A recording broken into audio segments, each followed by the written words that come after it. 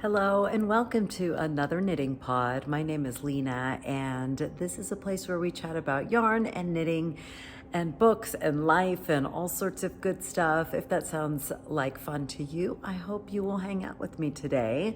If you are new here, let's just jump right into it. I don't think we need a long introduction. Let's talk about knitting because it's been a week.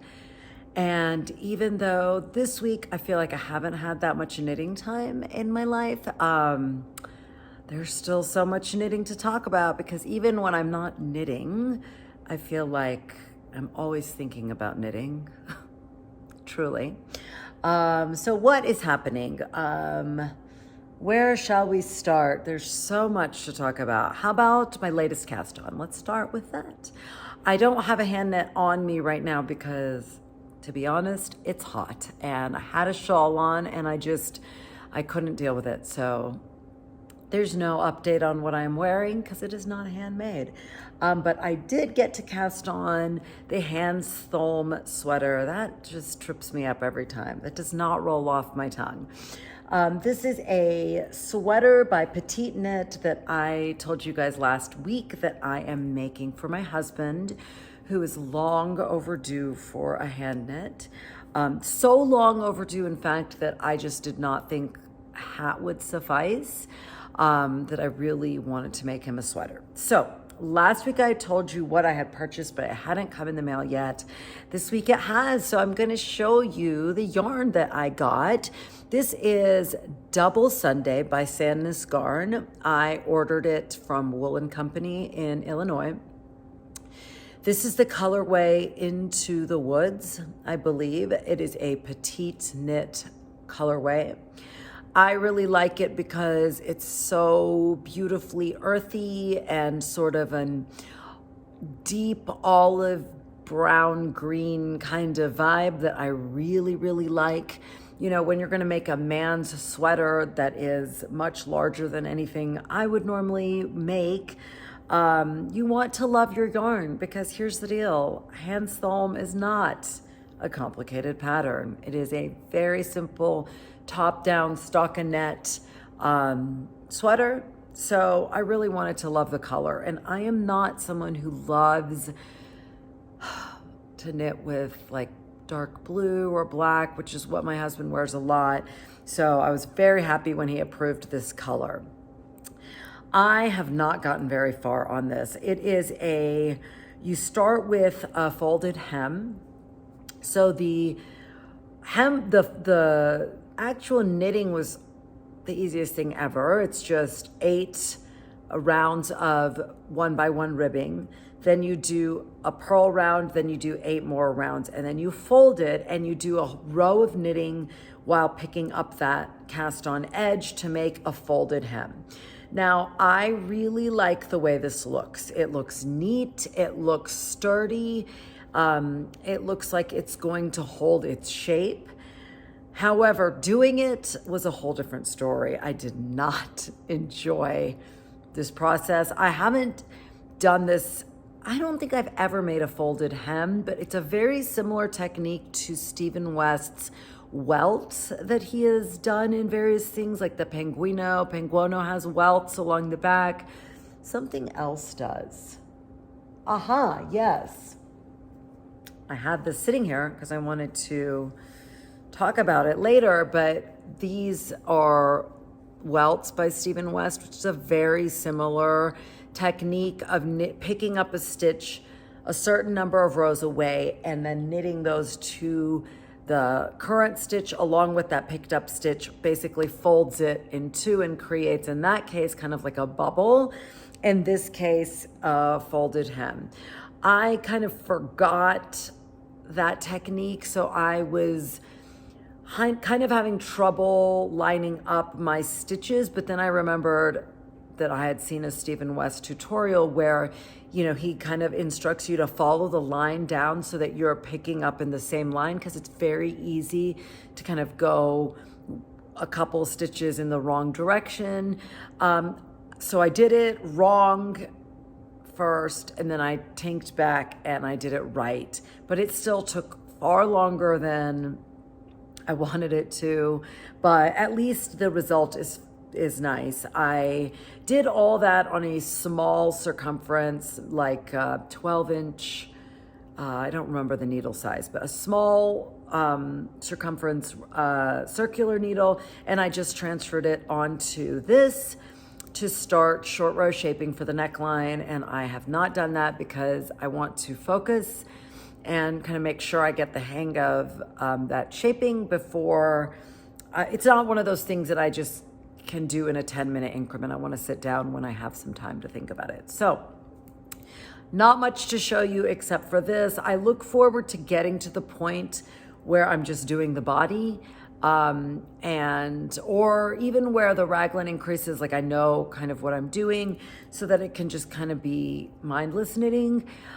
I am finding right now that I have a lot going on, just the school coming back up and just life picking back up. I've lost the luxurious summer days of like having large swaths of time and not, a hectic schedule that everybody's on. So I feel like I haven't had a lot of bandwidth to get going on this project. But I'm excited to make progress, and it's not much to say. I do want to say one more thing about this wool.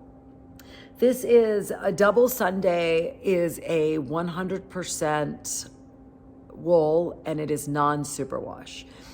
I was very excited about that because I'm really trying to transition from defaulting to superwash to defaulting to non-superwash. And that is multi-faceted. That decision for me is an evolution in my taste and my considerations and what I'm looking for in terms of like the experience of knitting.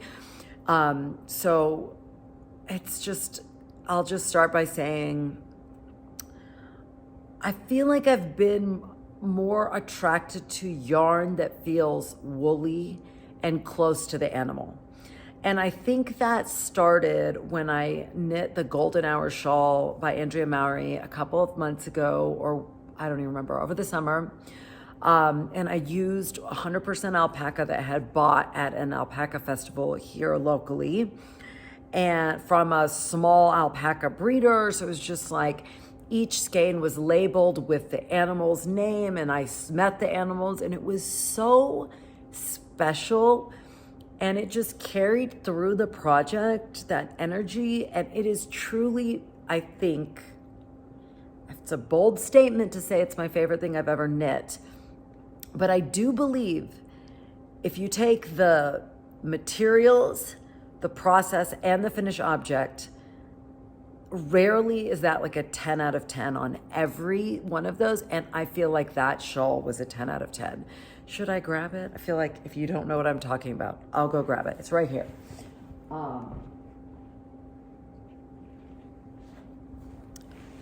It's just easier if I can show you. This is that. I've shown you guys, I think I finished it this July. I wish you could feel it. It's like butter. It's just as beautiful to feel as it is to behold.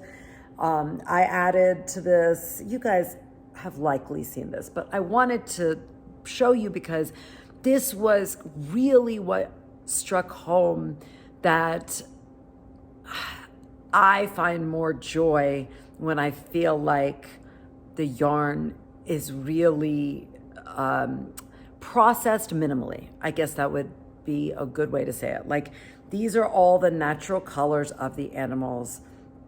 There is nothing in here except the alpaca, and it's just, I don't know.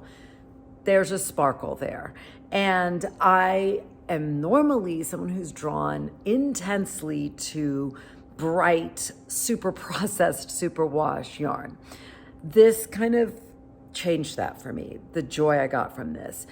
Number two, as I started to dig deeper into what goes into the superwash process,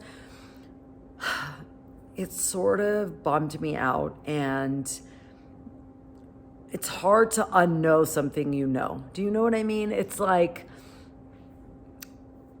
it's just hard to have that same naive joy that I did before I realized how much chemical processing goes into superwash yarn and how much water is used. It just, as someone who cares deeply for climate and environment, it's hard to discount that. So all that to say, I just am leaning into non-superwash and researching, and I am in the process of gathering different companies and small batch dyers that use, eco-friendly means, non-superwash means. So I'm really leaning into that. I want to do a video for you guys that's a compilation of everything I find out about that. But for now, one of the things I'm doing is kind of dabbling in it by trying out non-superwash yarns so that I can give you guys my opinion. So this guy is, again, non-superwash. Sandusgarn is a big company though, and I have to say, I love it. It honestly feels superwash. It is that soft. It's incredibly soft. However, it almost has like a factory mass-produced vibe. It feels like it just feels mass-produced. I don't know what they do. I don't know, enough about their process to speak to it, but the feeling of this is very different, for instance, than the feeling, this is not what I was looking for. I have so much here and all the bags are running together. This is that Julie Asselin nurtured yarn. This is a woolen spun, non-superwash, I want to say hand dyer, but I don't know really about whether they hand dye or what, but the feeling of this versus the feeling of this, and maybe you can even see how different, they just have a different feel. This feels very close to the animal. Like there's vegetable matter in this yarn that you encounter as you knit. And I have to say, I love it. It's beautiful to work with. I love, it just feels woolly. It doesn't feel itchy, but it feels woolly. This feels almost too soft. Like there feels like, even though this is non-superwash, it feels very processed. So I think it's a great choice, and I would make this choice again for my husband because I want it to be like zero itch, and I think this will be zero itch. But for myself, will I knit again in the future with this? Maybe, but it would have to be a very specific project. It's not like gonna be my go-to yarn. It just kind of lacks that character that I feel like this yarn has. And you know what? These are pretty much price equivalent, give or take a few dollars. I believe this was $11 or $12 a ball, and this was like $15 or $16 for the same amount of yardage. So to me, this would be a no-brainer, especially because if you go look at the colors, I talked about this last week, they are stunning. So subtle and just lovely. Whereas this just kind of looks, I don't know, again, kind of mass market. So that's my thought on this. I wanted to share that with you. Yeah, that is all. I don't have much to say about this. It's kind of, I haven't gotten into it enough to feel like any joy from this. So right now it's kind of like forcing myself to work on it because I need to get to that point. While I have this here, I'll just show you my progress on the Claret sweater. This is a pattern by Thea Coleman, I believe. Yes, Thea Coleman, that's correct. I finished my first sleeve. Look how pretty. Oh my gosh. I finished this on Sunday. You get all the way up here and then there's some shaping of the armhole, and all in all, it was such a great fast knit, and I feel like the second one would be even faster, but for the fact that I think, unfortunately, I'm gonna get rid of this shawl because it's making me very warm. Alpaca is nothing if not warm. I believe that knitting these cables without a cable needle is giving me some extra pain in my hands. In a place I've never had pain in my hands, which is this joint of my middle finger right here. I finally, so on Sunday I finished this sleeve and I was like, okay, either I can keep things interesting and start the front body panel, or she says make both sleeves first. And I decided to make both sleeves first because the pattern of the sleeve and the shaping and stuff was so fresh in my mind. I felt like I would be able to make it a lot quicker. And I thought that was just the correct way to go about it for myself. So before I could second guess myself, I cast on the second sleeve. And here it is. I'm working on the little cuff. This was on Sunday.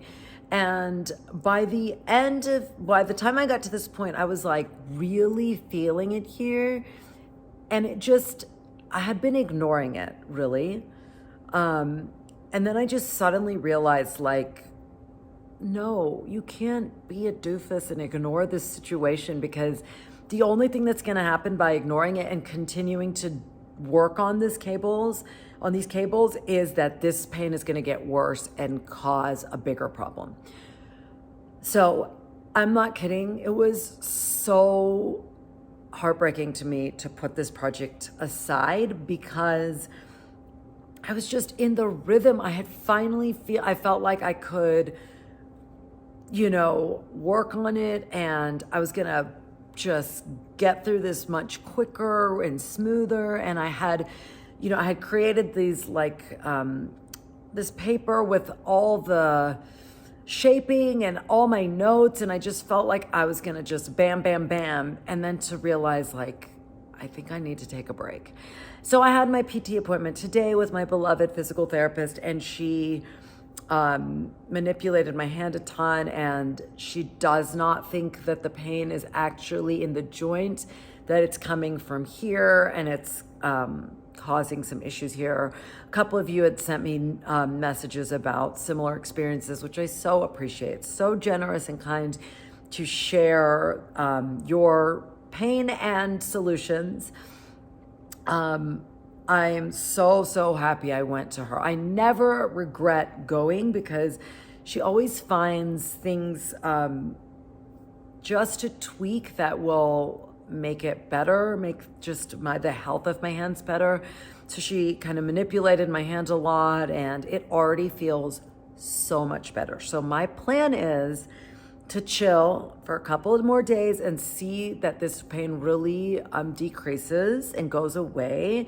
And then maybe I need to use a cable needle, because what I think happens when you're cabling without a cable needle is you just have to have more tension in your hands, because you're switching the position of the stitches without anything to hold them. So your fingers are doing the supporting, and that just small bit of extra pressure in my hands, I don't know, it just adds up. Or maybe after taking a break, I can do that without feeling the pain, because maybe I won't, since I've become a more confident cabler, maybe I won't be gripping as hard. Do you know what I mean? So I don't know. We shall see what happens. I just was enjoying this so much. And I know that you guys know that feeling of you're like loving something, whether it's exercise or whatever, and your body inserts its limitations upon you. There's just nothing more frustrating to me. This happens so many times, right? You're exercising, you're finally in a good rhythm, and then your knee starts hurting, and then you have to back it up. And this falls in that category. Just the frustrations of having a physical body that has limitations, and we're all there. We all know exactly what that feels like, and it stinks. But it'll be okay. This is why I am one of those people that has to have multiple projects, because Like if I just worked on this, I'd be in big trouble with my hands. Or if I just worked on something plain stockinette, I think mentally I would just get really bored. But there's different times when I'm drawn to different things, and having a few projects on the go really helps me keep, my knitting joyful. Speaking of joyful, like I told you earlier, life has just been bonkers because the kids are back at school, I'm back at teaching, and it's just so much to juggle. Taking care of everybody and doing all of my own things it's been a lot. And I have found, where'd it go? It's over here. I have found that my half and half triangles wrap is it's like what I turn to constantly, because it's so, I don't know. It's gotten pretty big, y'all. I don't ever knit it because I feel like I should. I find myself turning to it over and over because it's like all the joy of knitting without any, like you don't have to use your brain at all. And I feel like my brain is going a million miles an hour the rest of my waking hours and sometimes what should be my sleeping hours. And this just lets me knit and just feel that joy. So I know you're probably sick of hearing about it, but I did want to show you my progress. Let's see, you can gauge your progress by that stitch marker. So there's the stitch marker, and these are all the stitches that aren't wrapped. So, wait, no, that's not right. I'm sorry. These are all the stitches that aren't wrapped yet. So that many. That's not that bad. I am so excited to get to the light blue. I think it'll be so much fun. Anyway, so nothing much to say about that, but I did want to show you because I've been knitting more on this than anything else. I'm telling you, I am one of those people that is definitely loving having the half and half triangles wrap, because even like there's some Stephen West patterns that I'm just like, I really want to make that. Like the striped Essian, I bought yarn for it and I want to make it, and it's a very simple pattern, but it still like takes even 10% more brain power than this guy does. And sometimes even, I don't even have 10% to give, truly. I just don't. So anyway, that is that. Nothing more to say about that. I've got my notes here because I don't want to forget anything. Okay. So, as I was telling you guys earlier about my journey into non-superwash, I found some articles by various people and talking about the superwash process, and then one of the articles I found was recommending her favorite non-superwash yarn companies, suppliers, whatever. I came across this place called Green Mountain Spinnery, I think it's called. It is in Vermont.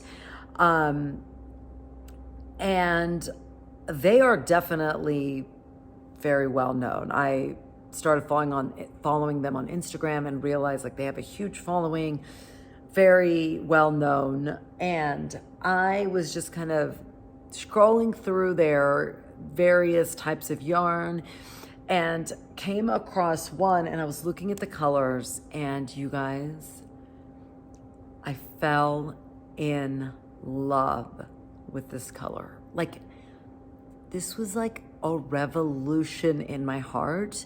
When I set eyes on this color, it was like the world stopped and everything went quiet and just sparkles in my mind. And I think I have a new favorite color. And I just cannot believe that these could be words out of my mouth, because this is a color of it. If you've been watching my cat channel, you would not guess that I would say this is probably my new favorite color, okay? This, my friends, is Mean Mr. Mustard. And if you don't love the color, don't you love the name? It's just, this name, Mean Mr. Mustard, just, I don't know why, it makes me so freaking happy. But this color, it is stunning. It's like this mustard olive.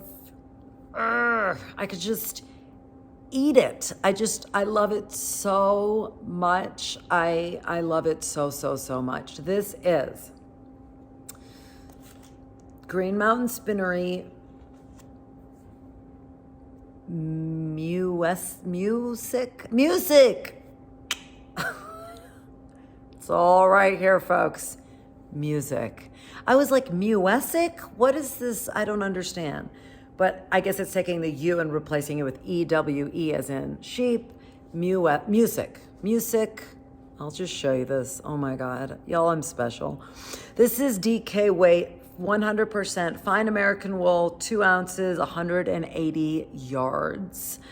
Gonna let you see that for one more second. I couldn't stop thinking about this. Once I saw this color, I didn't buy it, but a couple of days went by and I still was just like, could not stop thinking about it. And I just had to have it. So I bought it. I initially bought 5 skeins because I was going to make Isabel Kramer's Angels and Cowboys shawl out of this. I bought that shawl when she had a sale a couple of months ago, but my hand was starting to hurt from the cabling, and I realized when I looked at the pattern that I think it has cabling. I think like these lattice kind of just crisscross, and that's exactly what I'm trying not to do right now. Like, I already think this cabled sweater is going to take me a lot longer now that I have to be careful with my hand. So I was like, So that morning I was lying in bed thinking about this. I'd already ordered it the night before. And then I realized there's another shawl by Isabel Kramer that I am obsessed with. And I didn't have the pattern. It's called the Bavaria shawl. She had published it in a magazine. I don't remember the magazine. I'm trying to, but I don't remember. It's the Bavaria shawl. It's an asymmetrical triangular shawl. I had seen it on that. Remember I told y'all about the interview she did with Fruity Knitting that one of y'all had sent me? She had showed that on there and it was breathtaking. Like, I've said this before, but I don't think pictures do patterns justice. I think what something looks like, even on a video or even better in person, is completely night and day from a still picture. Still pictures just, they don't capture dimension and like the presence of a piece. They just don't capture that. And I think that's especially true with Isabel Kramer, because I don't think she's a really like throwing everything in the kitchen sink at a pattern. She's very kind of restrained in the best way. And I think you kind of have to see her pieces in motion to really, really appreciate them. Now that I've seen it though, I'm like a junkie. I'm an Isabel Kramer fangirl. So now I would make anything she writes. But anyway, that is all not the point. But I woke up and I was like, you know what? I'm going to make the Bavaria shawl with that yarn instead, because it also requires DK or worsted, whatever. But so I got up quickly, looked at the pattern, and I needed one more skein of yarn. So I emailed Green Mountain Spinnery and said, could you please somehow add a skein into that shipment so I don't have to order another and have to ship separately. And I got a response in like 30 minutes, like, yes, for sure, we'll do that, and we'll just invoice you separately so that you don't get charged for more shipping. It'll just all ship together. This all happened within like 2 hours. And you guys, I live in Colorado. And this is in Vermont. If you're not familiar with the US, that is 2 places quite far away.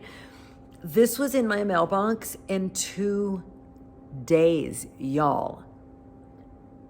Instant freaking gratification. I mean, come on. I cannot tell you how much I appreciated their customer service, their like promptness, their attention to detail. They sent me an updated shipping thing just so that I would have that information. I cannot recommend this place enough. You know, I love Woolen Company. I love buying yarn from them.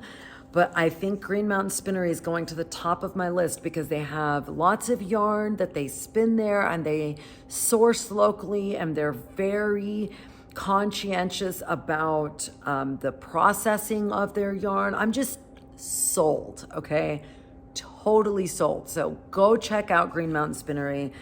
I cannot say enough good. And the fact that this color lived up to the hype from the screen color, just, it goes to show. Like, look, I don't know if you can see the subtle variations in this color are just, they make my heart sing. Like this, I live for this.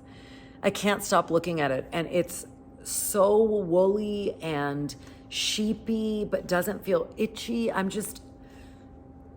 am dying to cast the Bavaria shawl on. I'm not even letting myself wind this because my husband's sweater, I told you, number one, nothing is getting done until this makes progress. So tomorrow is September 1st. That's 4 months left in this year. You guys, what the heck? I cannot believe this year is so close to being done. Like, I just have no words for how fast this year has flown by. But I don't know about you, but I feel like I love the beginning of a month. It just feels like a fresh start. And I feel like the next 4 months, I'm planning out my knitting in my head. Like, September is about this guy for me, making mega duper progress on that. Mega duper. Okay, scratch that. Mega super duper? I don't know. A lot of progress on this. You're like, what is wrong with you? Okay, a lot. This is September. I have to make tons of progress because do you guys know what is October? October is Stephen West's Mystery Knit Along. And I cannot tell you how excited I am. I'm like jittery excited about the MKAL this year. So to finish this guy up, this is not going to get knit for a while because have to do that sweater. Then the MKAL starts in October. And this year, my goal is to finish the MKAL this year. That is 3 months to finish a 1 month knit along. And I really think I can do it, but that's going to take some commitment and focus.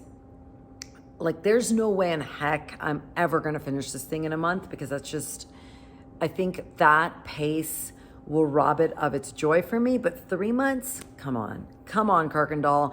I have knit so many Stephen West shawls so much quicker. I know I can do it in 3 months. So my goal is to stay the course and not get distracted by this or anything new and shiny. This might be a later in the winter project, but anyway, this is officially entering going on and on territory, but it's just, it deserves just like a parade. It literally deserves a parade. Mean Mr. Mustard deserves a parade. I almost want to like put 2 googly eyes on it and just like prop it up so that at least I can enjoy his company.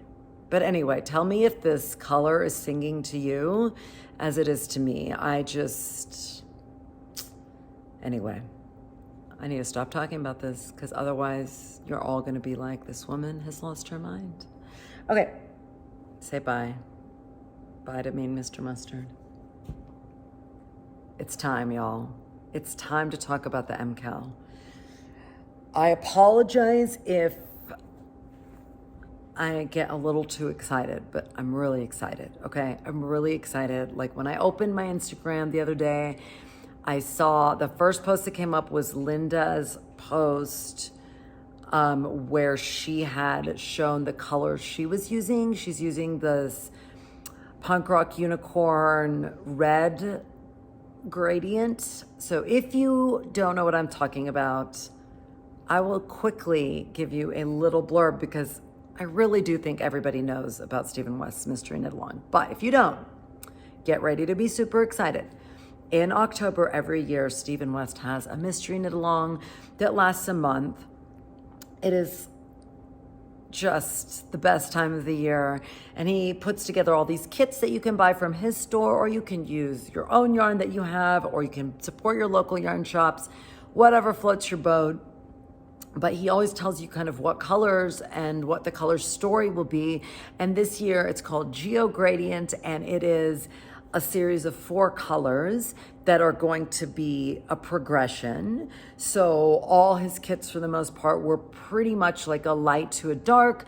Some of them were more like fall colors. I remember in his video, there were a couple that were like gold, rust, and then like deeper into the reds kind of colors, or yellow, lime green, deeper green, and a darker green. So not necessarily just like blues, but you know, a cohesive fade or gradient.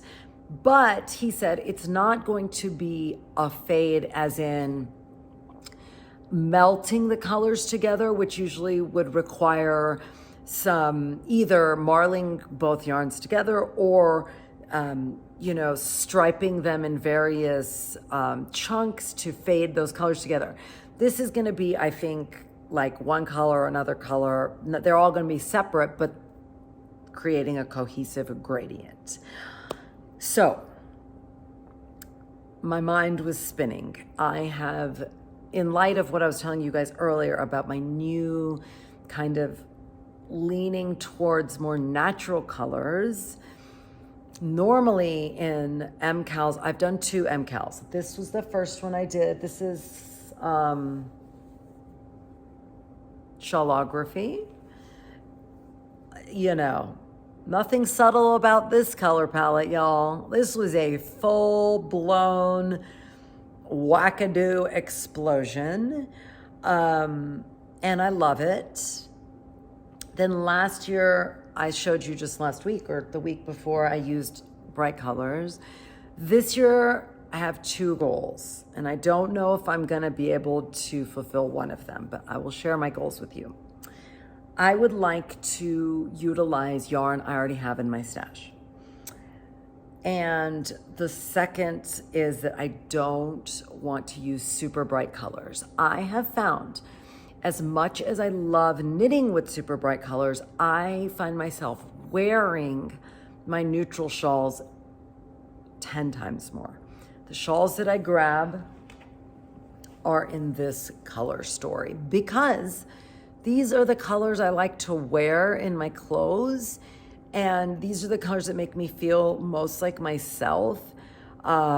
So I'm just realizing that, and that's maybe sort of an evolution too, but that's where I am right now. So that's one part of my mind. The other is, like I said, using yarn that I have. So he is saying you need 4 full skeins. Now, herein lies the problem with stash yarn. I don't have a lot of full skeins of yarn. The 2 I have are I bought for his striped Esyan that I wanted to make a couple months ago. These are the colors. This is Jinju by La Bien-Aimée. It is a single base, so it's just it's not plied. It's just a single strand of yarn. But look at that subtle, gorgeous variation. I am obsessed with this color. This is Oyster by Hedgehog Fiber. Oh, boom. Oyster by Hedgehog Fiber, which is like a peachy light pink with some neon speckles and black speckles. And I was gonna make these two into the striped Essian and use black mohair for the lace border. And I thought that would be absolutely stunning. And I still do. I just never got to the point where I cast that on just because I had other things on my needles. And now I have these two full skeins and I'm contemplating, like, would this be a good starting point? However, I just don't know what what would the other two colors around this be? I can't figure it out. Like, this is a lot duller and this has just brighter vibes. So they just, in the striped Essian, these were alternating. So I felt like they would complement each other and kind of amp this one up and tone this one down. And I really liked the look that was going to create. But in terms of a gradient, I don't know. So my plan is to go to my favorite yarn store locally. One of them, I'm not gonna say my favorite, but one of my favorites is Lula Faye down in Boulder, and take these and kind of see what's there. Or maybe just use this one and have to buy 3 skeins around it, which wouldn't be so bad. This is so stunning. I could do so much with this. The other way I'm trying to kind of toss it around is he's saying it's a gradient, but he's saying it's not a fade. So does it have to be all in the same color family? You know, like I told you, a couple of the kits I saw were like fall colors. So not all yellows, but like a yellow, a burnt bricky orange, and some rust and red.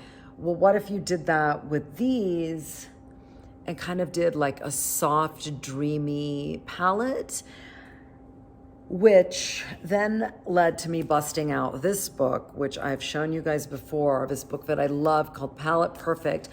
And in this book, it is split by moods. I've shown you before, for instance. Oops, shoot. This is retro.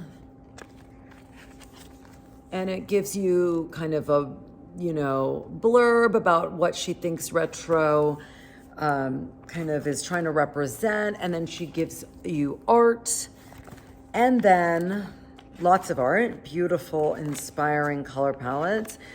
And then she gives you pages of colors and proportions. Okay. So this whole situation is giving me, if I had to pick adjectives, it would be dreamy and delicate, which are 2 chapters in here. So let's see. Dreamy. Oh my gosh. It just makes my heart so happy. Look at that. Oh, there's glare. Sorry.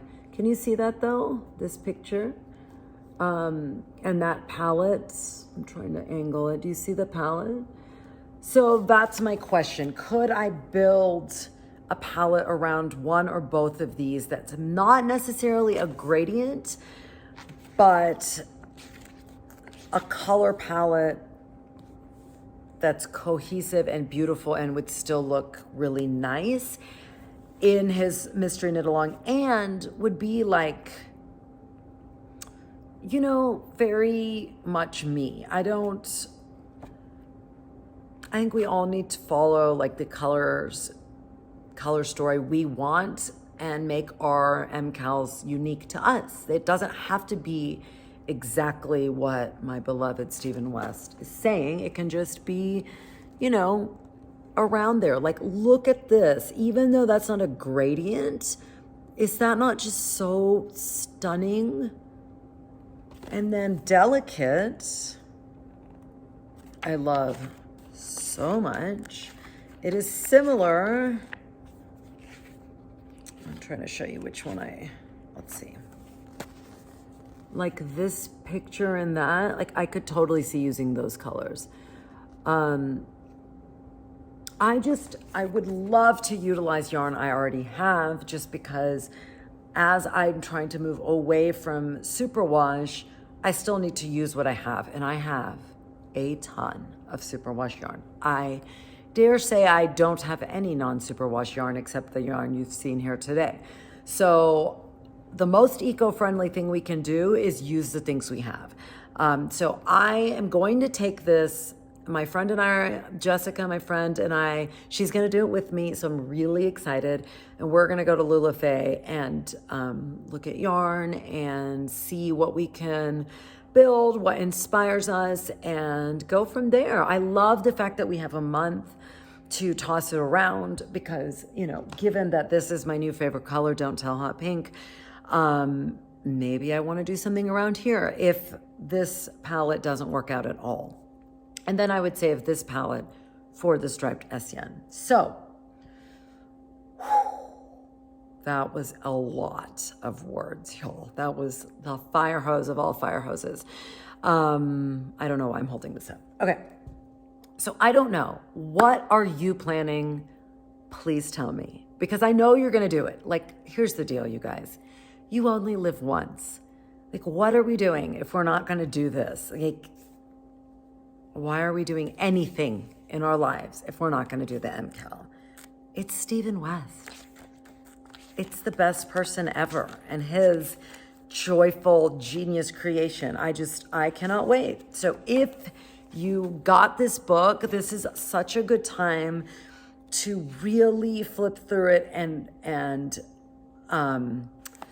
see what just makes you light up, you know, see what, like I said, I'm always looking for the sparkle in my life. Everything is about the sparkle. I lead with my heart. I don't lead with my head. And so whatever is singing and making my heart sing, I'm going to go with that. You know, he's got a bazillion kits that you can look at for inspiration. Of course, you can buy from him, but just a little non-judgmental piece of advice: support your local yarn shops. They work so hard to keep their doors open and our lives full of yarn to touch and feel and classes and resources. So when we support them in moments like this, we are giving them their lifeblood. So if you are lucky enough to have one or multiple yarn shops like I am around you, go get your yarn from them if you're going to buy yarn. Anyway, okay. Is there anything else I wanted to say about the MKAL? I'll just wrap it up by saying, like, I'm going to try to lean into that mood, picking by mood. So it's calling to me to have like a much lighter color palette, whether it's building more neutrals around this or building more pastels around this. But I really, like, when I realized, when I was flipping through this and I saw Dreamy and Delicate, I was like, yes, bingo. I think that's what I am looking for. Look at all these colors. Oh my gosh. So pretty like that. Oh, so lovely. Again, I told you this when I showed you the first time, but she has a blog where she has a lot of color resources. So even if you don't have this book and you don't want to spend your money to buy this book, I'm trying to remember what it was called. Shoot. Just Google her name. Lauren Wager. The Color Collective is, I think, her blog's name. But yeah, yes, author of the blog Color Collective. So there you go. Go check out that website so you can dip your toe into some color inspo. And you have a month to get your life together. Please tell me what you're going to make. And if you've never done a knit along, I've said this before, I meant if you've never done a mystery knit along with Stephen West, it's like having your own personal tutor. I made this first one when I hadn't been knitting for very long. Is it perfect? Absolutely not. Did I love making it? Absolutely yes. There are mistakes, but it is filled with memories and joy, and I cannot recommend it enough. Do not count yourself out, even if you're a beginner knitter. He's got you. He will tell you how to do everything. If you can knit and purl, you can do this MKAL, okay? Even if he has brioche in it, which fingers crossed he does. he will likely give you a non-brioche option. My headphones are falling out of my ears. He will likely give us a non-brioche option, so you don't have to do it if you don't want to.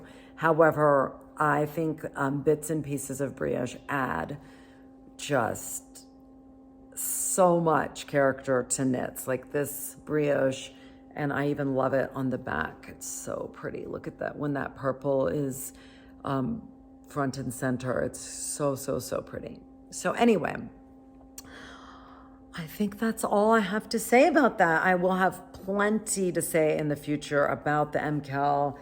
Again, I just could not be more excited. Like seeing it all pop up online, and fall is just, it is my favorite season, fall and winter, because dreaded summer is behind us and I don't have to be hot anymore.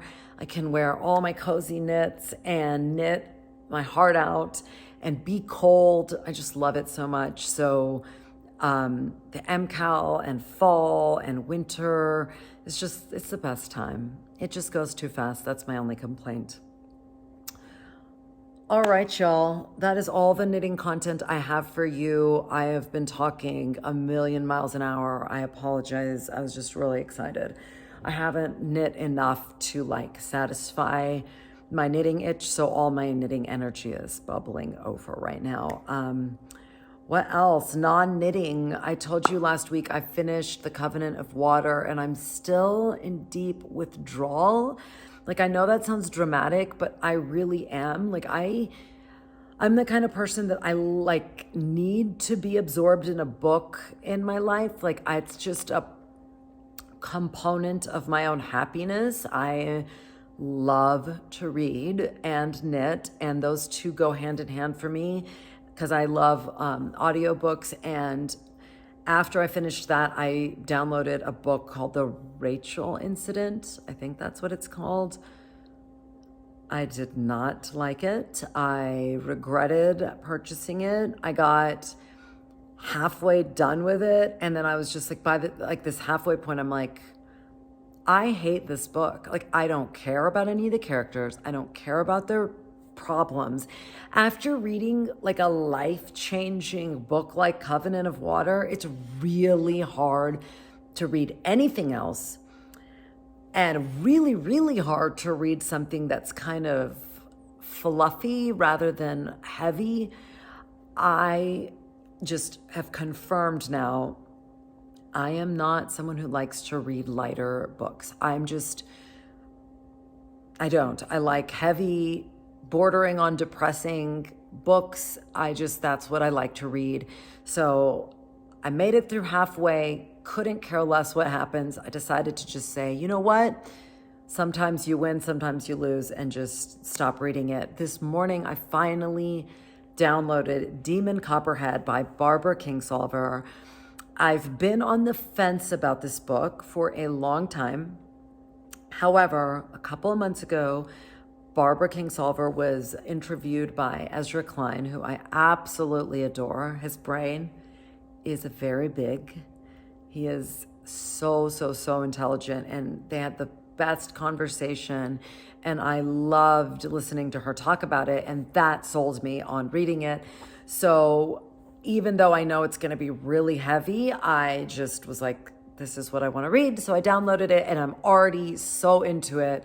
I've listened to 10 minutes, 15 minutes of it, which is nothing, but I'm already so compelled. You already, even the first 15, 20 minutes, I just feel so on his side, if that makes sense. You feel yourself just firmly on his side, because you could just feel bad things coming. And I feel like this is another Oprah's Book Club pick. Rarely can you go wrong with an Oprah's Book Club pick, but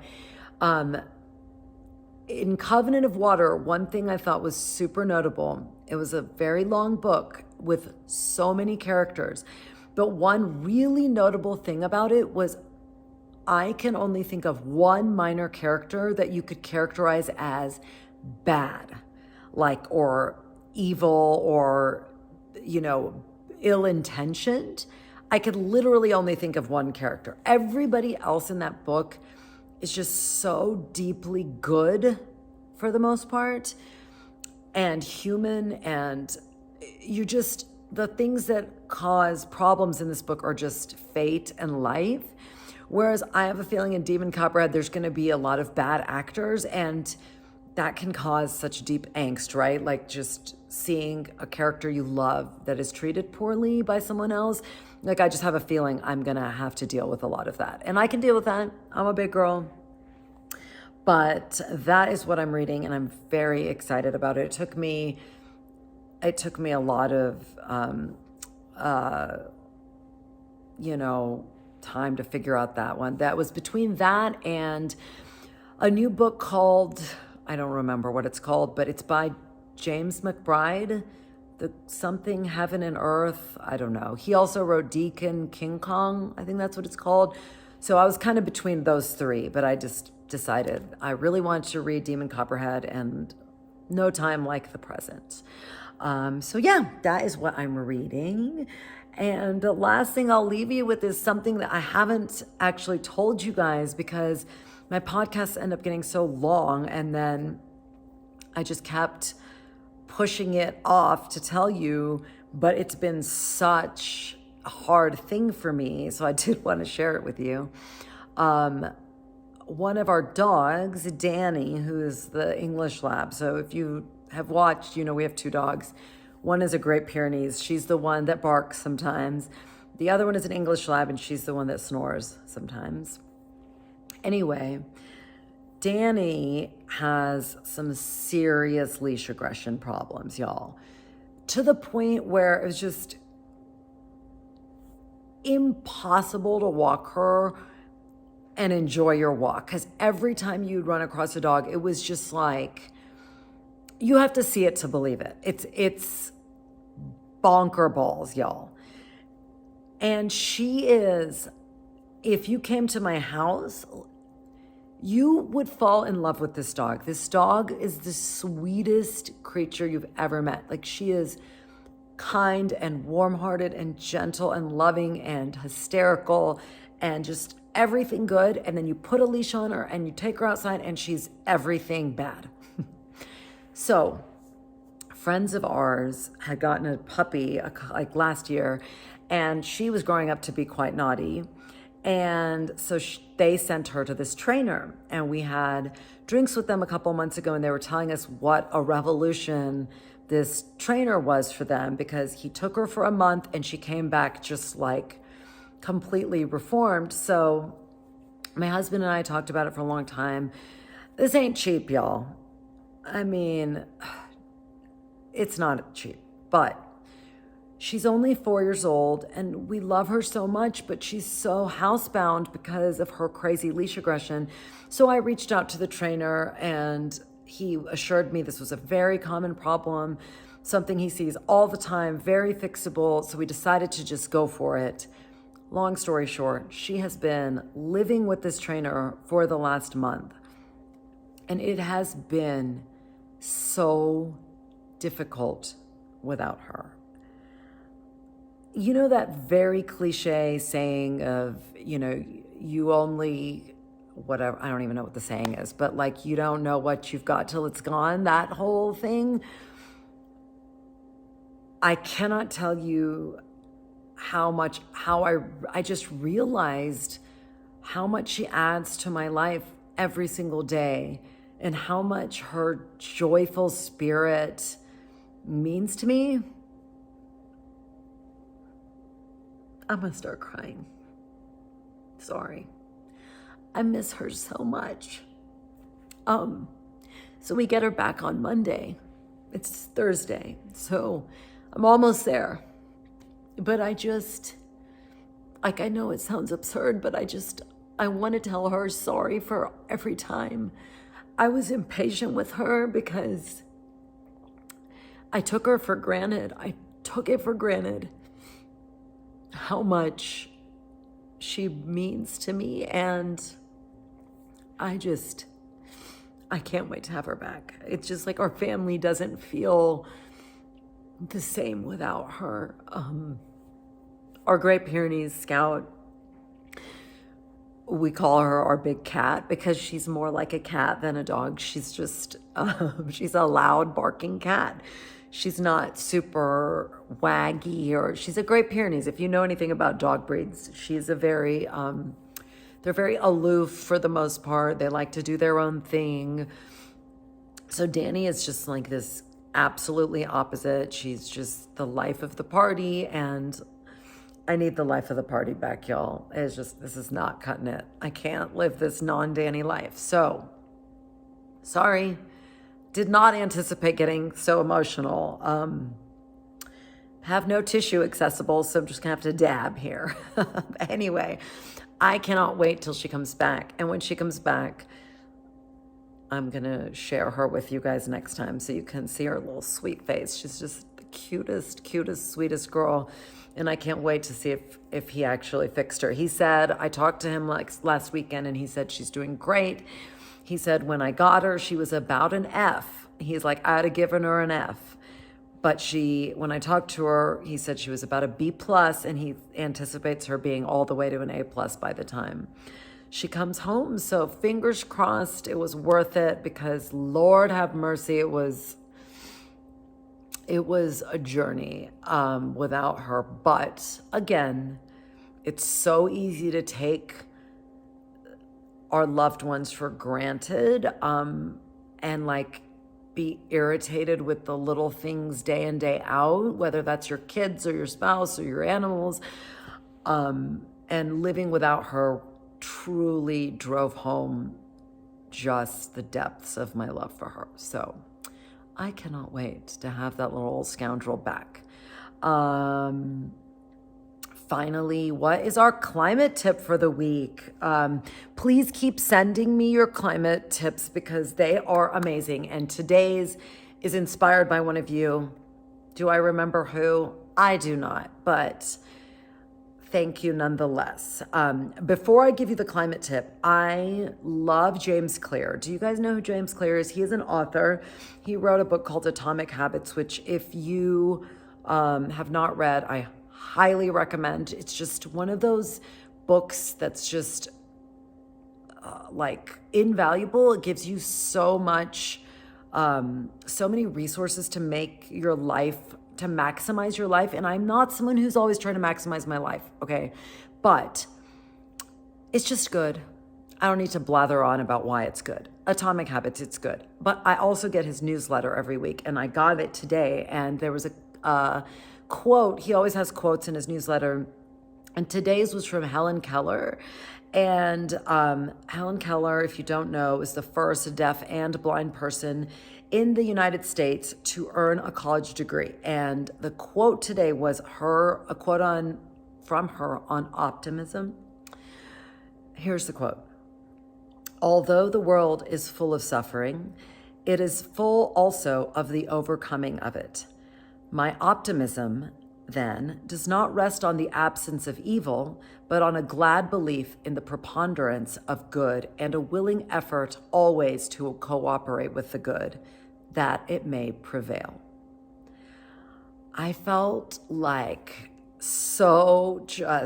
that is exactly where I'm coming from with this little bit. Is it going to be enough? Absolutely not.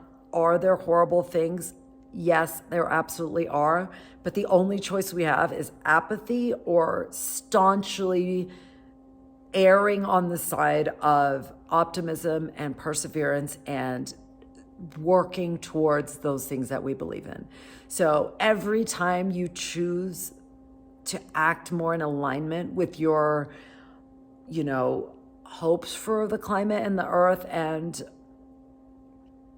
all that, you are choosing optimism. You are choosing to be on the side of action. And I think it matters so deeply. So without further ado, what is the tip? The tip is, I know that you know that you should take your own bags to the grocery store, right? We are trying our damnedest to get rid of plastic. We do not need plastic bags for anything except picking up dog poop maybe. But nonetheless, take your own bags to the grocery store. You're already doing that. I know you're already doing that. But I'm going to challenge you to up level, okay? Here's the up level. You know, when you go to the produce department and you're walking around and you're picking out your lemons and your apples and your kale, all of everybody's favorite things, why do we need to put them in separate produce bags? Like the kale and the apples are okay touching each other. They like each other. They don't mind chilling out in your basket or your cart. They don't need to be sequestered in 20 trillion plastic bags that are going to end up in a landfill or worse, in the ocean. Okay, so your up level of the grocery store is to just let your produce be in your cart. It's not that dirty. That produce came from somewhere much dirtier than your cart. When you use it, you wash it anyway. So do not use those plastic bags. Even if they're compostable, just don't do it. Just put them in your bag your basket. Or I have these mesh produce bags that you can get off of anything, any retailer. And they are kind of meshy, see-through-ish. And you can take those. You can always keep those in your grocery bags. I have found it's just one more thing that I have to remember to put into my grocery bags. So I just don't use produce bags. And if you use like Instacart or something, I'll write a note to the Instacart shopper. Please do not use produce bags. I don't need them. And sometimes they still do it. Sometimes they don't. But don't use produce bags. The end. Okay. It is time for me to stop talking now. I hope you have a fabulous weekend. I hope it is full of knitting. I hope mine is full of knitting. If you are here in the United States, we have Labor Day this Monday, so we have a long weekend. I'm looking forward to seeing some friends and getting a good hike in and knitting and all that jazz. So go look for your color palettes for your MKAL. Let me know what you're thinking, and we will chat about it more next week. Okay? Have a lovely day. I will talk to you later. Bye.